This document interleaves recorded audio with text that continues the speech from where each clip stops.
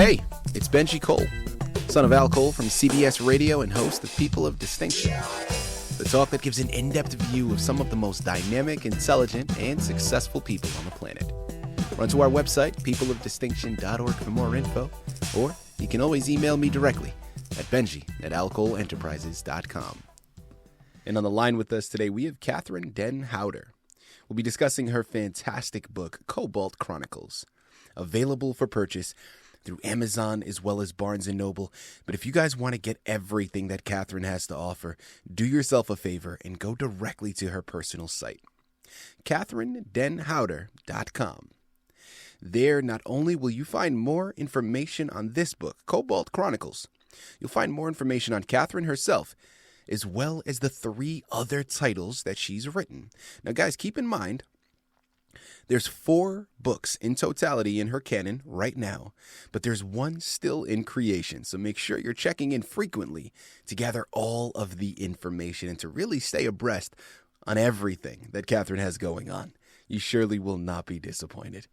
You know, and I will say, Kathryn was brought to our network, People of Distinction, today by some of the best movers in the business. Author Reputation Press Publishing. So if you have a book that you'd like moved, do yourself a favor and contact ARP. And you can find out more information on them at authorreputationpress.com. So without further ado, let's jump right in. Kathryn, first and foremost, welcome to People of Distinction, and thank you so much for being a guest. How are you? Well, I'm fine, and thank you for having me. It's a pleasure to be on this radio presentation with you. Absolutely. Well, listen, Kathryn, the pleasure is all ours, okay? We are absolutely looking forward to all of the wisdom that we're going to be able to take from you. Now, you know, that's always a big thing with me because fictional narratives sometimes don't offer that education side of things, and yours does, and I'm very much looking forward to that. Now, before we go into the book, Kathryn, let's hold off slightly. Start by telling our listening audience a little bit more about yourself and your background, please. Yes, I was raised on the prairies of Minnesota and went to Michigan to get a college degree at Calvin College, and then pursued a doctorate in psychology at Michigan State in Michigan, in Lansing. I also was a Montessori directress for 20 years when I had my children, and I have 4 children that I raised on a hobby farm near Grand Rapids, Michigan. At this point, I have nearly completed my goal of traveling to every continent in the world, except I have 2 left, which I'm looking forward to. But in 2018, I had an amazing trip in Africa, and that's where this book is set. I became an author in 2017 after stewing about it for 20 years, and I'm now writing my 5th book and thoroughly enjoying the process. Basically, my trip to Africa was a highlight, and that's what this book is about. That's the setting. Kathryn, we're going to have you back on the network, not to discuss any of your other books, but really just to pick your brain and learn about the experiences that you have had over the years of traveling. That is absolutely incredible. And listen, we're rooting for you, okay? Those last 2 continents, you go right ahead and you knock them out. We're looking forward to that. And, of course, hearing about the experiences in the future. Now, today's interview is all about Cobalt Chronicles. So without further ado, tell us a little bit more about your book. This is a story about a young girl by the name of Effinama, and in the book, her nickname is Effie. And it's about a delightful child who, at a very tender age, faces the harsh realities of survival in the Congo. The story begins and opens with her brother Moyo coming to find Essie in the forced labor camps, giving her a message that her mother is dying, and she wants Essie to come home quickly so her mother can see her one last time. You know, she rouses and she starts getting out of the tent and to climb over the barbed wire, but unfortunately the evil boss of the mine discovers and hears her. So she has to escape in a hurry to get away from him to get to her mother's hut. She is successful, and she's able to see her mother. And what drives this story is the journal that the mother gives her on her deathbed. in this journal, it tells her about all the different things that she'll be facing in life that she faced, and also how to be a loving person, a wise person, and most of all, the mother says, you must get an education. That is power. That's something that women in our country can do to increase their power with their own family as well as with people in their community. So she emphasizes on her dying bed the importance that Effie get an education. So then she goes about doing this, determined to find an education. She is still in the forced labor camps, and so her circuitous route to get to a point of being able to find that education is what this book is about. She meets with crushing blows of reality all the way through. She survives the lechery of a predator, someone who grooms her for his human trafficking scheme. She also faces the jealousy of a scorned wife because she births a child by her husband. And also she survives a brutal attack that brings her to the brink of death during her years when she was the prostitute. Her son is a benefactor of her. She was able to go to a private school that was offering scholarships for people who were from the Congo, and she was able to finish her high school degree. But the biggest part that she did was she was able to give her son a legacy of success. She insisted that the man who fathered her child, who was from Belgium, that he claim him as his own so that he could go to the boarding schools in Belgium. And by doing that, he was able to find his way to law school. And that's how the book ends. She goes to see in Belgium, she sees him graduate from law school. And on her flight back from Europe, she contracts an infection. And when she goes and finds help through her medical institutions in the Congo, she was unable to get the help she needed. Fortunately, she was able to get her son to come and visit her before she dies. And then what happens is the cycle goes around, and she's able to give that same journal that her mother gave her to guide her son in his path through life. So it's about the circle of life and how we pass love and legacy on to each other. What a beautiful journey. You know, Kathryn, I'm curious, and I think I know the answer to this question, but you know what happens when you assume, so I'm not going to do that to you. Is there love in this book? And if so, how is it shared within the narrative? The love is filled in this book. There's a lot of areas where there is love, and also the opposite of love, which is hate. But essentially, love wins in this book. First of all, Essie's mother is loving toward her and wants the best for her daughter. That is clearly an indication of love. And then Essie hands her son the legacy of the journal and also education, and that was love too. So education and love go hand in hand, especially in this book. Also, Essie forgives Stella and Russell, the one who, her son was fathered by Russell, and she was able to forgive him. And the biggest step she made was in loving herself. She moved out of that subservient role and was able to be a free person. And that is, loving herself to move into the next level for health. Here in the line with Kathryn Den Houter.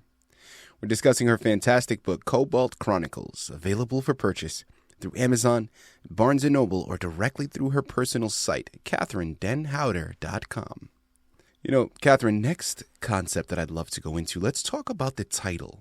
How did you come up with that title, and why did you choose that to be the representation for your book? Well, that's a good question. Basically, the timeline for this book is 1947 to 1987. So there are many things that are chronicled during that time. That was a time that the Congo shifted from the Belgian Congo to Zaire. And also there were a couple other steps in between there. So it chronicled the history of the Congo. Also, it is one child's account of her experience with cobalt mining and trying to rise above her circumstances. So it chronicled Essie's life. Also, it showed the progression of the HMLD, which is the hard metal lung disease that's so prevalent with children who work in the cobalt mines. So it was 3 levels of chronicling: the history, Essie's life, as well as the hard metal lung disease. Wow. Now let's go into the concept of inspiration. Now, first and foremost, what inspired you to write this narrative? I know you talked about your time traveling to Africa, so I'm sure that experience helped pave the way for this narrative. But talk to us a little bit more in depth. What inspired you to write this book? It was my trip to Africa in 2018. What I experienced with these individuals, they were so, their hearts were open. They have very little, but their spirit is so ample. They have a very fruitful spirit. They want to learn and they want to grow. And what struck me was how disadvantaged they were. Their health system is so poor. The companies are exploiting them, the workers that are in the cobalt mines. So many people have been using them for their advantage, but they're still loving and warm with each other as well as other people who are visitors. So I said, we need to know this, because in our world, with lithium batteries being so prevalent, the use of cobalt is increasing, and we need to be responsible to these individuals in Africa that are suffering in the cobalt mines. Sticking with the concept of inspiration, this, of course, as I stated, is not the only book in which you've written. So we know that as of right now, you have 4 books that you've written total. One's still on the horizon. So talk to us about the inspiration to embark upon a creative journey and become a writer. Were you always interested in being a writer? Were there particular artists that inspired you? Talk to us a little bit more in depth about that, please. I lived next to a writer in Minnesota, and every Sunday afternoon, his daughter was one of my best friends. I went to visit their home, and we had so much fun talking. When someone is into words, they can just sit there and laugh about comments they pass back and forth, and it was so much fun. Also, I read all of his books, and then I wrote up a lengthy paper in high school on his books. And he looked at me and said, you are going to be the writer of your family. And so I wish you Godspeed on that. Well, it took me 20 years. Of course, I had some children and education in the middle of that, but it took me 20 years to really get my thoughts down on the page. And as we start to tie up this fantastic interview, Kathryn, I'm curious, what would you say was a highlight for you in writing this book? Or if not a highlight, maybe something that surprised you that you weren't expecting prior to embarking upon the journey? Well, the cycle of life came through so clear for me in Africa. They have such a deep appreciation for that. When I read the book, and when you're a writer, you have maybe 10 different edits. I mean, it's a very long process. Every time I read it, I tear up at the end, because it is such a believable, heartfelt parting that she has at the end because of all the love. And so even though I'm a hardened writer, I still feel very sensitive about what Essie experienced at the end of her life. Sticking with the underlying message of the value of education, let's take an opportunity to educate our listening audience here. Kathryn, you are someone that has truly embarked upon this creative journey. And even though it's only been a few years in the making, you have accomplished so much already. Now, being an artist myself, I love having this platform to be able to pay it forward to other artists out there listening in a sense. Now, I'd love to take this opportunity to really pick your brain a little bit and learn any words of wisdom that you may have to share. Kathryn, talk to our listening audience. What advice would you be able to give a new writer, someone just starting out? I really believe you have to be a good reader to be a good writer. And also, you need to do your research.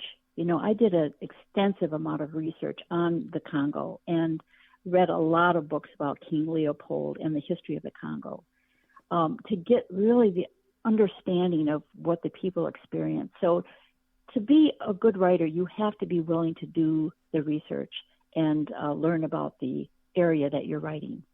So I think that probably the biggest thing is take time to really know your subject. Guys, wonderful words of wisdom there for you.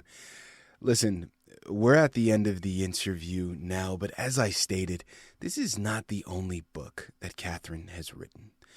Do yourself a favor and make sure you're heading over to her Amazon page, her Barnes & Noble page, or directly through her personal site, and you're picking up copies of every single one. And of course, today we discussed Cobalt Chronicles. The other books that she has in her repertoire is Resilience, a workbook powering through adversity to find happiness, Abigail's Exchange, Van, a memoir of my father, and then like I said, there's also one that is still in creation, so check in frequently to get it as soon as it's available. Kathryn, we do have a few short minutes left here. I'd love to know either A, anything that we haven't yet discussed today, or if you can give us a brief description of any one of your other books. We'd so much appreciate that. Well, I'm in the middle of writing Prison Shadows, and I'm probably on the third edit right now. But it's a fascinating story, I think. It's about a young man who does recreational drugs, and from that point, he's catapulted into a prison system, and his experiences there, what he goes through, is very critical. I'm actually taking a Citizens Police Academy to make sure all the procedures are right. I'll be riding around in a police car to get a feel for what happens when they apprehend someone they see breaking the law. So I'm really doing my research to make sure that it's accurate and pertinent to the situation. Absolutely. There it is. Guys, listen, there's so much more that can be said. Nothing else is going to be, okay? You know what you have to do. The onus is on you. There's no getting around it. Amazon, BarnesandNoble.com, KathrynDenHouter.com are the places you have to go. Cobalt Chronicles is the title you have to pick up. And Kathryn Den Houter is the author you have to thank for bringing it to your table. Aside from the amazing underlying theme of just the value of education and the variety of love and the experiences that we will encounter on the journey with her main protagonist, one thing that I'm really looking forward to, guys, let's call a spade a spade. This past year has offered so much turbulence, and we've all been in lockdown in different variations depending on where you stay. I don't know about you, but I am yearning for something that'll take me away from the day-to-day monotony that has become this COVID living situation. And these books are the perfect exit strategy. But starting with Cobalt Chronicles, you surely will not be disappointed. Do yourself a favor. Let's grow, let's develop, and let's educate ourselves. It starts with this fantastic narrative. Kathryn, this has been such a pleasure. Thank you very much for being a guest with us again today on People of Distinction. Thank you, Benji. I was very happy to spend this time with you.